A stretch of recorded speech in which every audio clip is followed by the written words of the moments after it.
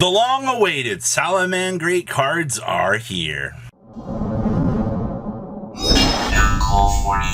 One big 30% of you that have not smashed the ever-living crap out of that subscribe button. Smash it so you guys don't miss out.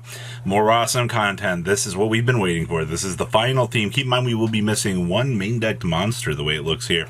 So Salamangreat from DP27. So to start things off, we have the little weasel here. It's going to be a Cyverse tuner effect monster. I'm actually kind of happy that we did get some, kind of working tuners here. So level 3, 700, 1400. You can only use first effects this card's name once per turn. If you have 2 or more great Salamangreat monsters in your graveyard, special summon this card from your hand. Interesting little condition, but for what the rest of the deck's doing, it's fine.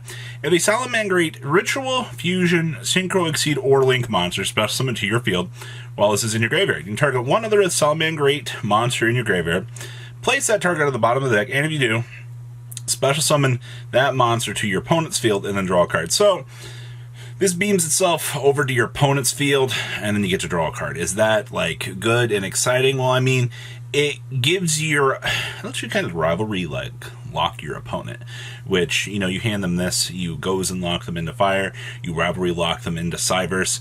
There's a lot of little things that I think are kind of worth exploring for that secondary effect, for what you get to do. Plus, I mean, it's a free draw and a free extender.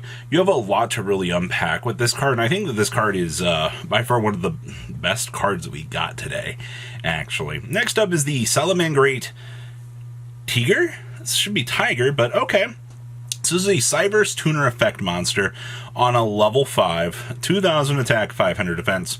You only use the first effect this card's name once per turn. So you can discard one other Salamangreat card. By the way, any Salamangreat card, special summon this card from your hand.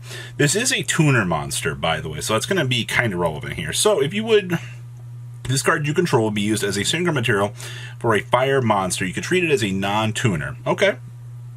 And then once per turn, you can increase or decrease this card's level by 1.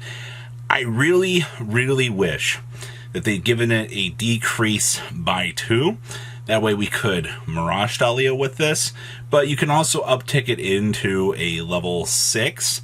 So that might have been a little bit too much to ask in terms of modification effects. But I think that the card itself is actually pretty solid. Now, there's this. This is what we were waiting for. This is the big, we're going to advertise this card. This is the card that everybody's going to be excited for. It's a Link 4. I really expected that they were going to give this deck a bigger finisher, and they just chose not to. So, Cyverse, Fire, Link 4, 2+ fire effect monsters to make it, so you are going to be paywall behind fire, but that's fine. You only use the first effect this card's name once per turn.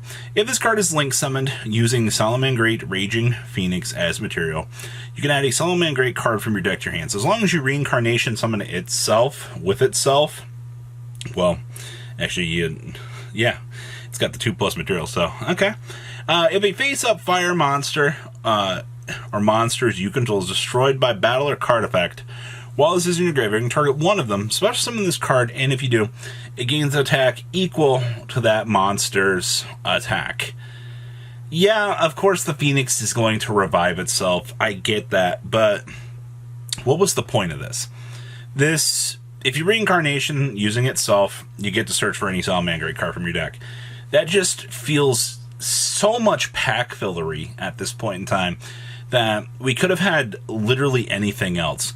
And then it gets an attack boost. I feel like Salamangreat boss monsters are a joke to the community at this point. I think this just further facilitates the discussion point for that. But, oh well. Next up is the Salamangreat Burst Griffin. Now this card looks so cool. This is going to be a level 8 Fire Cyverse Synchro effect monster. And it's going to be 1 tuner plus 1 non-tuner make it. So you can only use the first and second effects this card's name once per turn. So you can target one level 7 or lower fire monster in your graveyard. You cannot special summon monsters for the rest of this turn except for fire monsters, and if you do, special summon that monster. And if you do, reduce this card's level by that monster's original level. Okay. If this card is synchro summoned using a copy of itself, you can activate this effect. During the next standby phase, special summon one monster from your graveyard. The first thing that I like about this is, just as a tuner plus a non-tuner, you special summon a fire monster from your graveyard. and then you get locked into fire for the rest of the turn. I think, honestly, that effect has a lot of potential.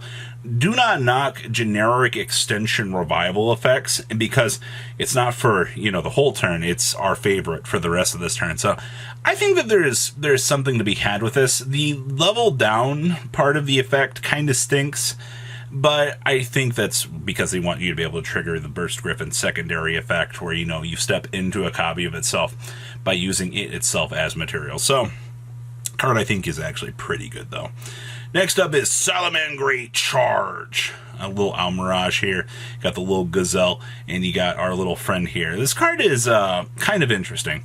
Quick play spell card. You can only activate one card with this card's name per turn. Okay. Activate one of these effects. So first effect, target 3 of your fire monsters that are banished and or in your graveyard. Shuffle 2 of them into the deck, and if you do, special summon the third. But this turn, its effects are negated and it cannot attack.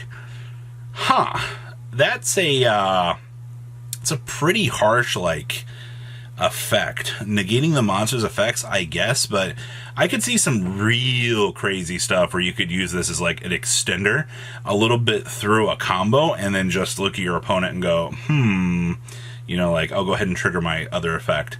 And then if you control a Fire, Ritual Fusion, Synchro, Exceed, or Link monster whose current attack is different from its original attack, target one card in the field and destroy it. So the Link 4 there that gains its attack points off of the target, that would be the application that you would actually have for this. And then we have Salamangreat Revive. You can only activate one card with this card's first and second effect, blah, blah, blah, once per turn. So target one fire monster in your graveyard, special summon it. Okay, so it's a free anything fire-related monster reborn. Okay, you can manage this card from your graveyard, and then target one Salamangreat monster you control and one monster with the same name in your graveyard. Shuffle the second target into the deck, and if you do, the first target gains attack equal to its own original attack till the end of the turn. It's another level modifying card, but, like, it's not that crazy. And of course, we're getting Gazelle, Spinny, Mirage Telly, Balinic, Sunlight Wolf, Sanctuary, Circle, and Roar reprints in here. Stuff that you really want to see. So overall, what are my thoughts on this? I feel like they kind of missed where they were trying to go with this. I think that the support is fine. Especially Weasel here is, Weasel. I love the pun on that.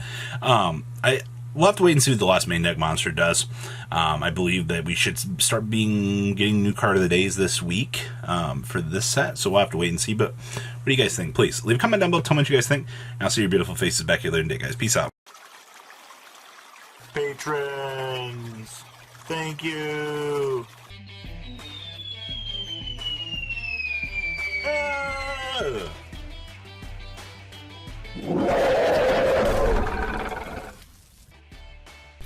Thank you so much for watching. Check out these other videos.